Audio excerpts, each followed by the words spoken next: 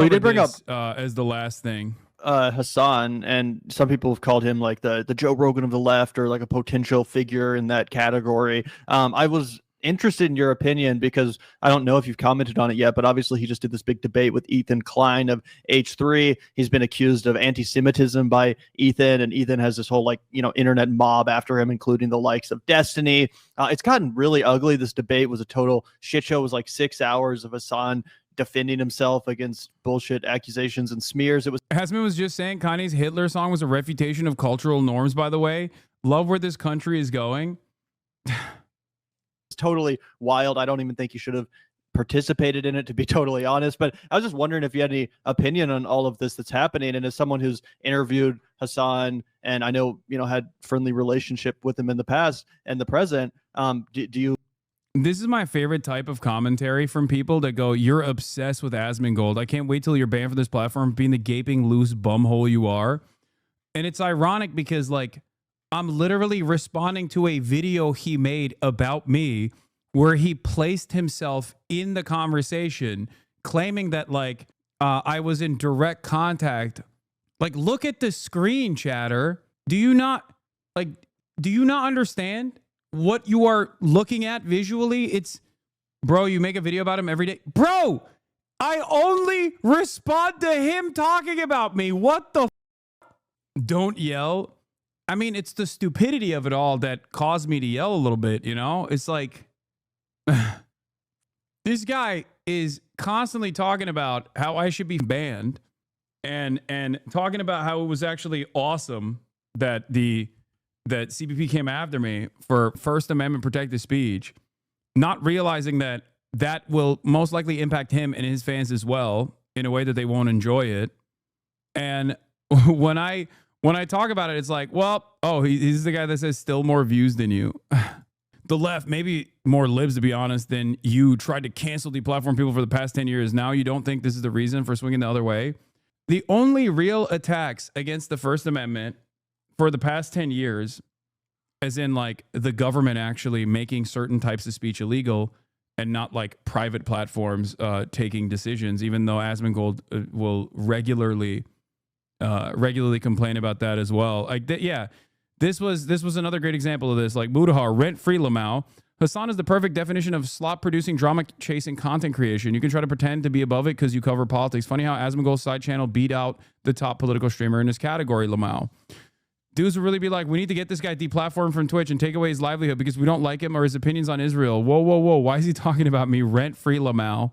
Also, the other side of this story is the notion that, like, Asmongold's side channel beating out the top political streamer in his category, you're presenting that as an own and not as a serious issue overall. Like, he is demonstrably not a knowledgeable person. Sometimes self-admittedly not a knowledgeable person on these issues. You might not like what I have to say, and you might entertain slop tubers who are also not knowledgeable on any of the issues I speak on, clipping shit out of context to be like, Hassan doesn't know what he's talking about. But I do know what I'm talking about. Yeah, I call myself a dumb himbo regularly, but I know more than Mudahar does. I know more than Asmongold does, you know? Doesn't take much. The average person probably knows more than both of these individuals as well. But it is very funny where they will just like endlessly crank out content being like, this guy should be banned. He's a danger. He's a threat. He should be in prison. Only to turn around and be like, why are they talking about me? Why is he talking about me? It's like, yeah, I'm responding to your demands of me being deplatformed. You moron. You agree with me that it's total bullshit, this charge of anti-Semitism that's been leveled at him?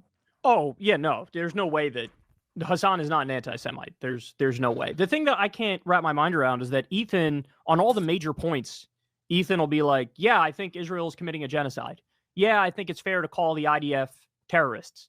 He'll concede on all of these major points, but then 98% of the conversation is some beef he had with some streamer that has like 5,000 subscribers or something, right? And it's like, why are we talking about any of that? Oh, thank God. Like, I understand. I do like hearing like normal individuals who are well read on matters like this giving their take on shit like this, where it's like I don't feel alone anymore, where I'm like, thank God.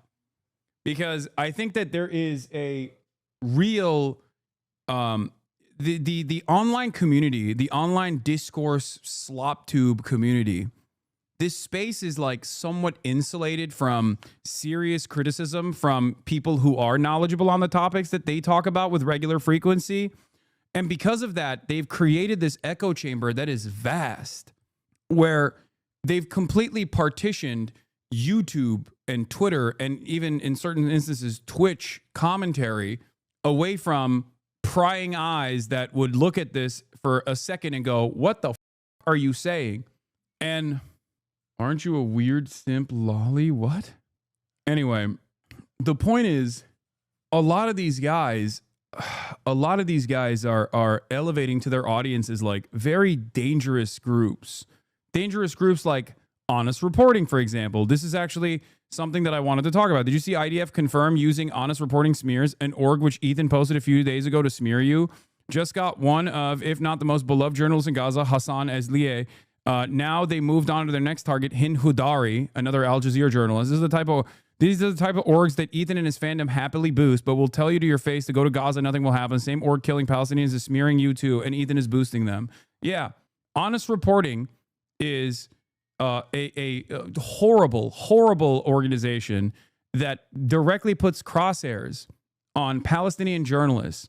And it's insane that Ethan actually posted Honest Reporting on his Instagram story, and then 2 days later, their reporting that had placed crosshairs on one of the most beloved photojournalists in Gaza, Hassan Eslieh, was assassinated. They initially fired on his tent and burned him and permanently scarred him.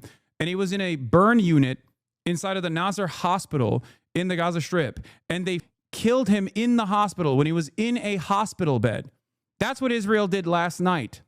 They bombed yet another hospital. That is the stalwart ally of Palestinians, Ethan Klein. That is who he is elevating on his Instagram posts.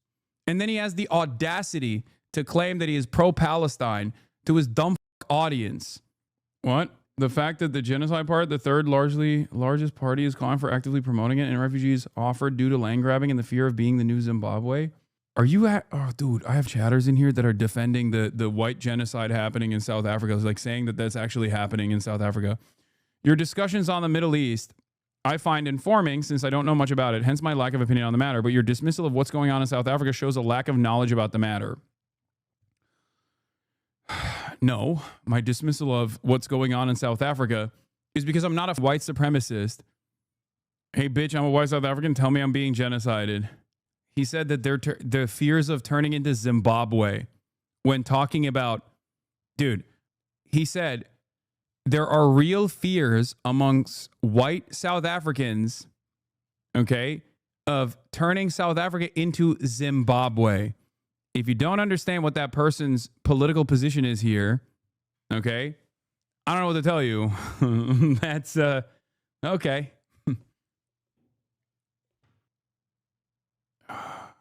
Where was I? Oh, here. And that he takes it personally and he feels offended by people saying whatever.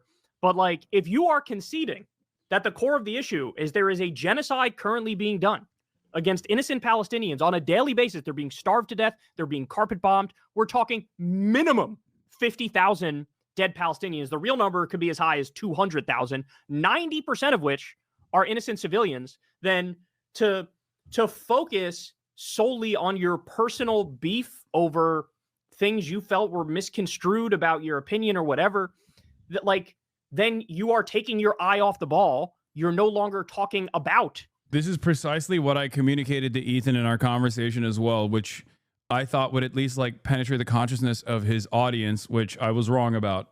That it did not. They did not give a shit. The main issue here, and it comes across as incredibly petty, incredibly vindictive, incredibly self-aggrandizing and unserious. And that's why you see these weird dividing lines now, where even though Ethan says, yeah, they're committing a genocide, well, all the people who are cheering for you in this whole debate thing, They don't seem to think it's a genocide. You're attracting a lot of the most psychotic Zionists in the country to cheerlead for your cause, because instead of talking about the actual genocide, the actual issue as such, you're talking about all these personal bones you have to pick with Hasan and calling him an anti-Semite and talking about other streamers that you think are unfair to you. Like, I'm sorry, bro. Nobody gives a about your feelings. I'm sorry. Nobody cares. And look, I'm not just saying that about him.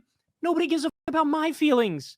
Nobody cares about your guys' feelings. Who cares about feelings? Yeah. What does that have anything to do with the fact that there's a historic atrocity going on right in front of our eyes?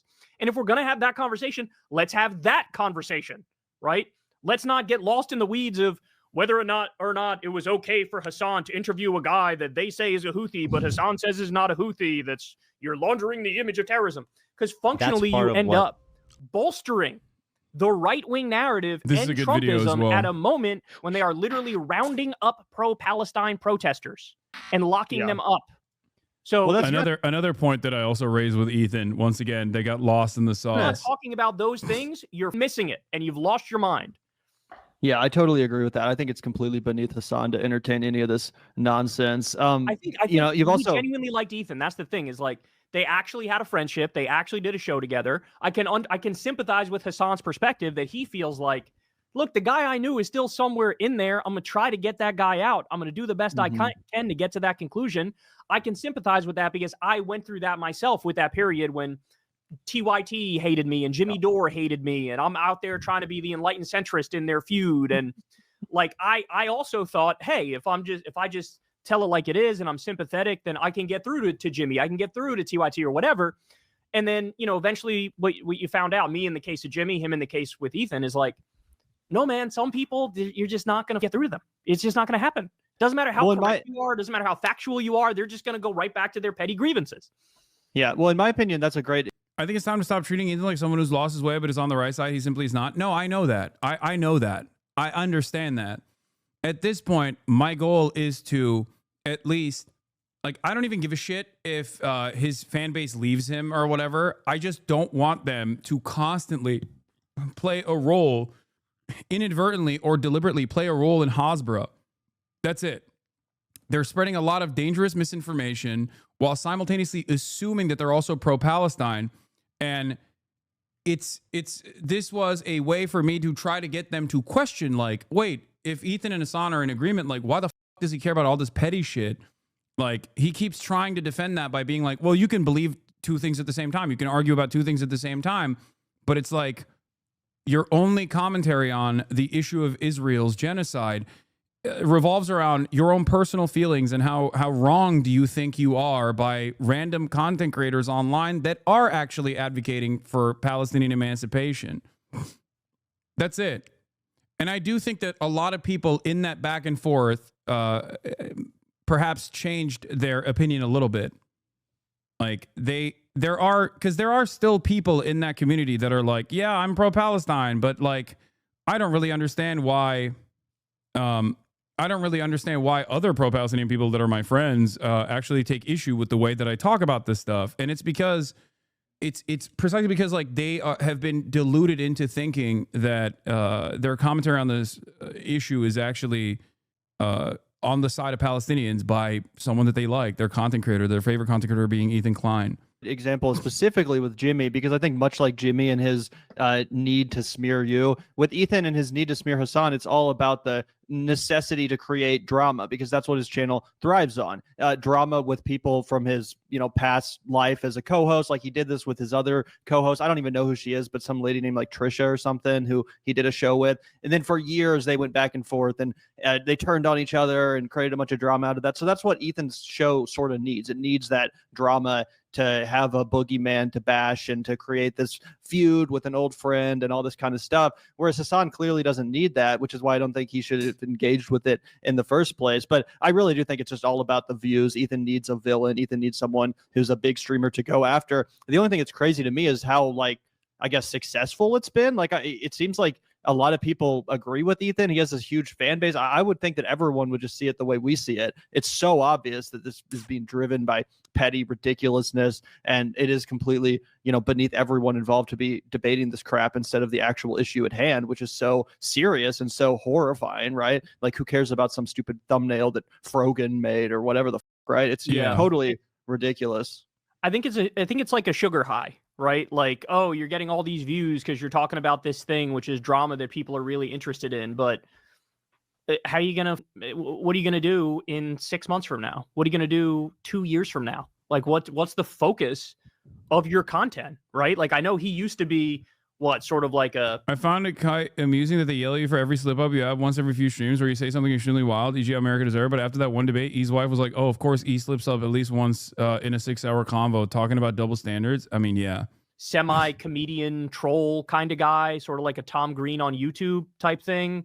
Then he had like a normie type podcast where he just jokes around and shit and interviews people, right? Am I getting it right? Is that basically what he's basically like he was like a OG kind of a YouTube style, right? React to something funny, dunk on it, create beefs with other YouTubers. Like, you know, one time, like there's a bunch of weird videos of him like sitting around the table with like Post Malone before he blew up really big. Like he's just always been in the world of like, I want to entertain you with my show more than politics, I would say, back in the day. Yeah, so like what I would say is pick a lane, bro. Are you going to talk politics or are you not going to talk politics? If you're going to talk politics, talk politics.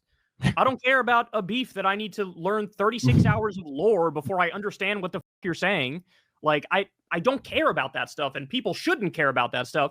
But I think a lot of content creators are underestimating that this is graduated from petty drama to relevant public manipulation. The issue isn't beneath you, even if it is petty. Not addressing this stuff is how Asmold gets a horde of dummies behind him. It's stupid discourse, sure, but I think it's irresponsible to just not engage with obvious misinformation. Yes, that's part of the reason why I'm forced to do it, even though I despise doing it. Even though all the flop tubers love when I actually get in the dirt with them and duke it out in the pigsty. But the unfortunate reality is that there are a shit ton. There are a shit ton of people that are completely uninformed about this stuff. And my job, the way I see it, like my purpose, my goal is to reach those people and hope that they can maintain some semblance of charitability so they can at least like find a new perspective. Okay. It doesn't have to be, they don't have to agree with me across the board. But as long as they're charitable and hear a different framework, a different way of looking at these issues instead of the steady garbage that they feed themselves, I think that there is an opportunity there to change their minds. Politics is now fully about personalities, Bernie versus Trump rather than democratic socialism versus fascism. It's how we as humans personify these movements. We either talk in the terms the masses are interacting with or we lose, kind of. It's unfortunate, but I think that is a real problem right now, and I try to do my best to like manage it and not entertain the pigsty, the pig pen, to the best of my ability. But the entire thing has become a pig pen. Everyone has become pigs. I've had to explain to a pro-Palestinian driven who watched H3 why what they were saying was pro-Israel propaganda because they kept repeating Ethan's points while talking about Palestine. Yeah. That chatter is 100% correct, but it's also why responses require such annoying and uncomfortable levels of sourcing and explaining the misinformation peddled by the likes of H3. If you don't know what bleach is, or if you don't know what mass R-word campaign has as much evidence as 50 beheaded baby narrative, it's impossible to make clear to people how much of this is just nonsense. I know. And I try to bring evidence to each individual conversation like that, even though obviously it is, it takes, as Noam Chomsky has famously said, it takes a minute to tell a lie. But it takes an hour to correct said lie. And I will take that hour every single time. One of the greatest examples of this is obviously my reaction to the first half of the context nuke that was Ethan's most important, most significant video, right? He put that shit together for months, he said. And the sourcing on it was absolutely abysmal. It took me 8 hours and 51 minutes to react to the first 1 hour because I basically went through each individual complaint that he brought forward and showed expanded context on all of the clips. And I didn't even get to every single one, but I tried to do my very best to cover virtually every single clip that I thought was relevant and important to address. Okay? I try to do my very best to also just fundraise for an important cause as well. Another thing that he was trying to ruin, which was fundraising for charity. Going to be real, bro. Most people do not have the emotional intelligence to understand things from a left-wing perspective. It requires they become capable of putting themselves in the shoes of repressed people. It doesn't matter. I'm not going to stop. I'm not going to stop doing that because it's too difficult, okay? This is my whole job. I'm personally burnt out on it, but I won't deny our coverage is useful, even necessary. The H3 community having actual pro-Palestinian voice is a win on their broadcast. So you and Sam being on there was and is solid. It's just hard to watch because of Ethan. Yeah. And I don't know how much those, like, I don't know whether or not those efforts were futile or not. Okay. I don't know. But I'm sure there were plenty of people that were moved. But there's also, you know, a pretty sizable Hassan hatred community, right? I mean, That's I know what blows my mind. It just seems like Hassan he's so obviously the one in the right here. well, Hassan and Destiny hate each other and have hated each other for a long time. I know Destiny's community hates Hassan. Hassan's community hates Destiny. And there's other, you know, ancillary players in the whole thing. But yeah, I mean, look, this is the downside of the internet, is that sometimes people can lose their minds in the sense that the petty vindictiveness is the thing that drives them. And so they're just looking for content about the people they hate. Right. And, and it becomes really, politics is ancillary to that. It's really got nothing to do with that. You know what I'm saying? And so I think that's effectively what's happening. But again, in the long term, like, what the gets accomplished? Like, what's going to happen? See, I stopped watching H3 after the Sam Sedar debate. Been a longtime fan of both him and you. There you go. There are people out there who have had their opinions challenged in the process, and due to people making reasonable arguments in the face of someone who is being incredibly unreasonable, like optically unreasonable, and petty, given how serious the situation is. Depending on the empathy that they can demonstrate, they've had their minds changed. And I think it's important. Because, like, if you don't give a if you simply see it as like putting a black square on your Instagram, right? If you look at, if your advocacy for Palestinians just revolves around saying that you're anti-genocide and that's it, but you don't actually give a, you actually don't give a real about the children that are being murdered on a daily fucking basis, then yeah, you can hyper focus on the drama aspect of it all. But there are still plenty of people who do actually care about this. That's why this needle has shifted so dramatically in the direction of Palestinians. Happen? What are you still going to be talking about Hassan a year from now? Are you going to be talking about Hassan 2 years from now? Or are you going to pick the political lane and cover the news and give your opinion? Or are you going to go back to doing some like semi-comedy type shit? You got to pick a lane and you got to do it. But like, even from a personal perspective, bro, like, if you're engaging in this sort of shit, you got to feel horrible. Like, you got to feel like shit. Like, there's nothing fulfilling about arguing for 4 or 5 hours with somebody you used to be friends with about petty shit. Like, who cares? That's like, what I'm saying, bro. Even as the drama channel, like, I was sitting there like, this is completely pointless. This is the opposite of productive. Nothing is being accomplished here.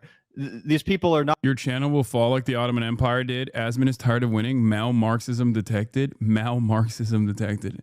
Okay, don't ban guys like that. That guy's funny. Not even like making amends or anything. It's just ugly. I did not enjoy it. I frankly couldn't stand watching that debate. I had to turn it off at a certain point. I had to like rage quit. It was just so uncomfortable. And again, we love drama over here. We don't shy away from that stuff at all. Yeah. But you know, to your point, it's got to serve a broader purpose, right? There's got to be some core in there that's actually about politics or policy or morality, or, you know, it can't just be drama for the sake of drama or hatred for the sake of hatred. It's just, that really is like the worst of people, you know? Yeah. And it seems like, you know, Hassan's kind of, you know, at least been effective in, you know, drumming up a lot of, you know, attention to these issues. And I wanted to get your perspective on the fact that he was actually detained for questioning when he got back from France. So he was in France for a few days interviewing the socialist over there for his main channel. And when he got back from Charles de Gaulle, I used to not like you and would have been a perfect candidate for Ethan to convince me completely to hate you, but his obsession was too intense, and for the constant accusations made me come to your stream to find out the truth, and then I realized your worldview was very similar to mine, and I felt duped, lol. This happens a lot more than people think. This is precisely the reason why I do what I do, for the record. Because the greatest antidote to vicious smears is for someone to take that journey, take that first step on their own. Not many people do this, but the ones who do will very quickly realize that they have been duped. Okay? That's it. You can only maintain this position if you just stay in your echo chamber and keep throwing pot shots from your echo chamber. Landed in LAX, I believe.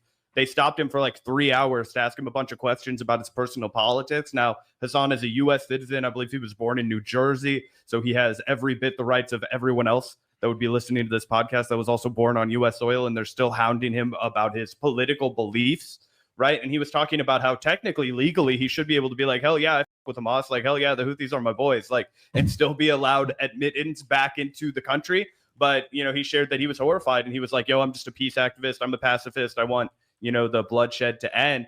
Is that something you've ever experienced as a high-profile political commentator? And is that something that you're nervous about, given the fact that, you know, you have a relatively large public profile as well? This is not an actually. It's an honest question. Is what you're doing working? You've been doing this for years, and in that time, things have only gotten worse. That's not a correlation. I'm just saying that's really working here. Yes, of course it's working, because throughout that time frame, there was never... If you are aware of online communities and online spaces for political discourse, okay? If you are aware of online political communities and online discourse around politics in like 2014, 2015, when I was at the Young Turks, you would realize that there was nothing like what I do as an out and about leftist who is one of the largest content creators on the platform that I'm on currently. And yes, plenty of opinions have shifted in that time frame as well, Palestine being a very significant one. Okay, sure, but there was also nothing like Asmin. That's not true. No, as a matter of fact, there were a million Asmins. No, the only thing that's different from back then till now is the fact that there are actually some sizable leftist spaces online. Asmin Gold, not as popular in mainstream. Asmin Gold is not mainstream. He's just very popular, but very popular among extremely online people. But if you think Asmin Gold is doing something new, he is not reinventing the wheel at all. He's actually doing something that many commentary people have done, presenting themselves as like apolitical or centrist, and refusing to entertain nuance, and simultaneously and consistently engaging in thought terminating cycles and thought terminating terms. Tim Pool maintained the position that he was a liberal for years. Dave Rubin did the same. A lot of people do that, actually. It's a classic move. I've never experienced it, but am I nervous about it? Yeah. Crystal and I have talked about this before, because when they're cracking down on pro-Palestine protesters, like, who are some of the loudest, most open anti-Israel, anti-genocide voices in the country, right? Like, I don't know if anybody's covered it. Like, the amount of hours I've done of detailed coverage of the genocide, right? And saying the things I've said. Netanyahu is a terrorist. Israel is a terrorist state. These people need to be locked up. We need to sanction, et cetera, et cetera. So yeah, it is a concern.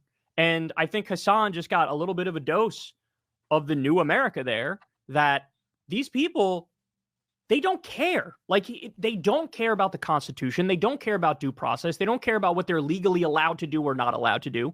They do something, and then the courts have to play catch up. And then the court might say something, and they could just blow it off, which is what they've been doing.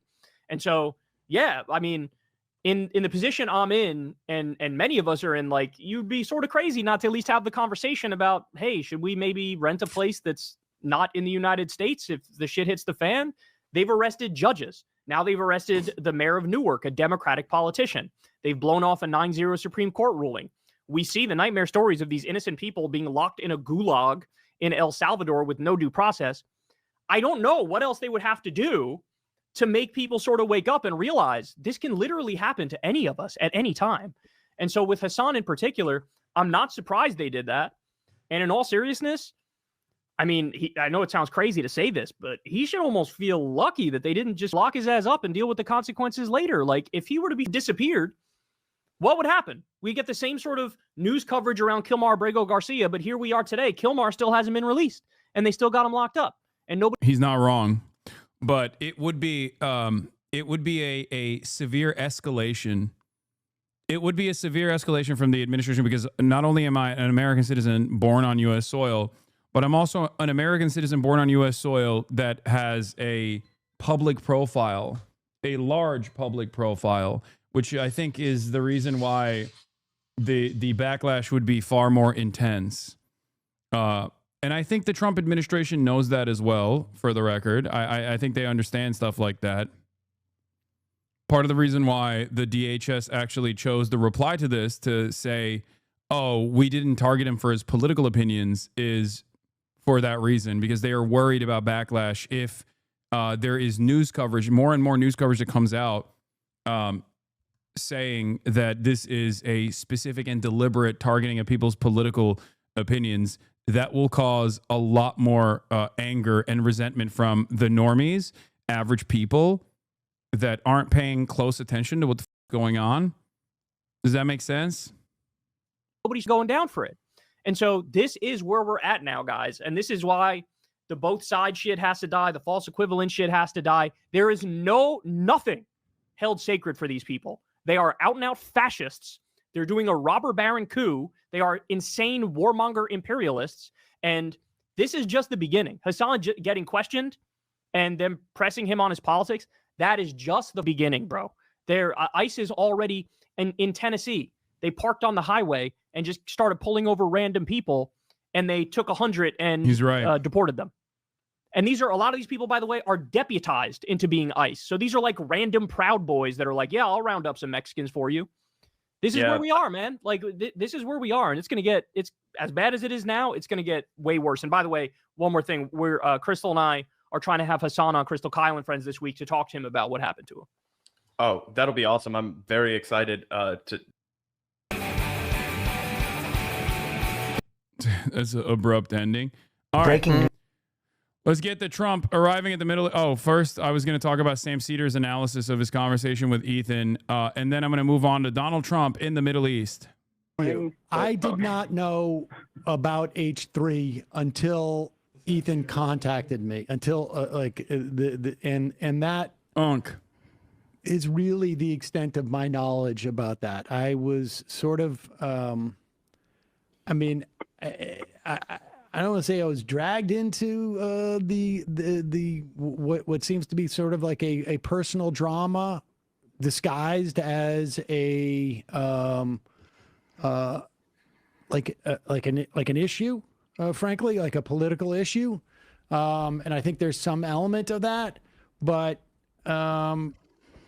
I think Ethan has some challenges that he's working on, but that's for him to deal with. Sam is being humble. He really wanted to wade in on Ethan Klein's history with Trisha Paytas and their Frenemies podcast. He really wanted to get into it all. Binder immediately goes to stuff that he knows. I have no idea what he's talking about.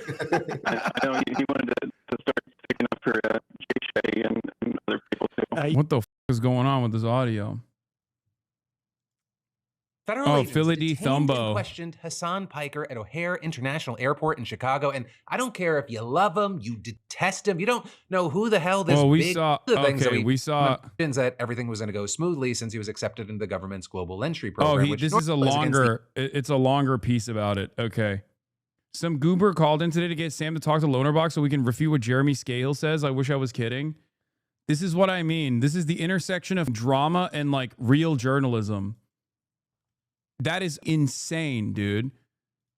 That is insane. That was unironically my wake up moment.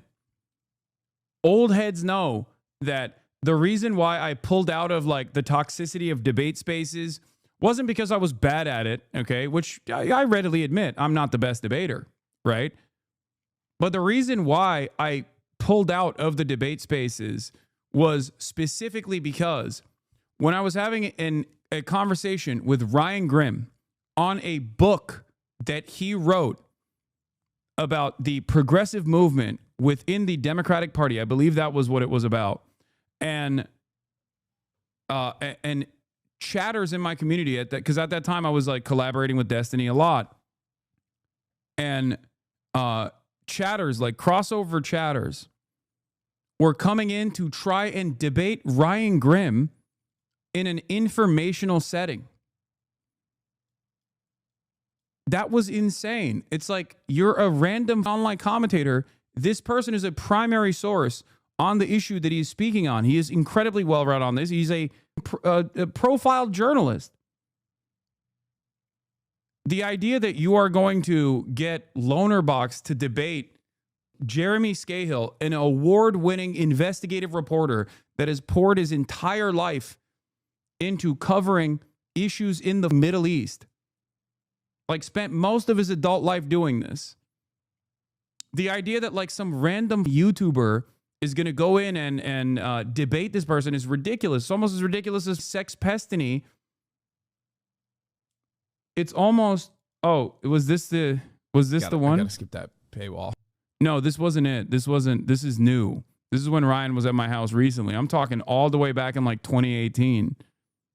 I actually think this is the other way around. Your disagreement with Ethan is based on his Zionism. He cloaks it in personal drama so he can fool his parasocial fans into thinking you are attacking him, and therefore the issues you support are also bad. He is not fighting with you because you guys don't get along personally. He's fighting with you because of his Zionism.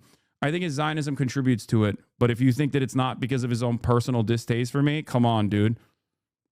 I think he is not intelligent and well thought out enough. I don't think he's intelligent enough to recognize that he's like being a soldier for Hasbara. Anyway, it's certainly both, but I think it's more so his personal distaste. His personal distaste of being, his personal distaste of feeling like a fool. Anyway, I don't want to talk about Ethan. Who cares? Let's continue.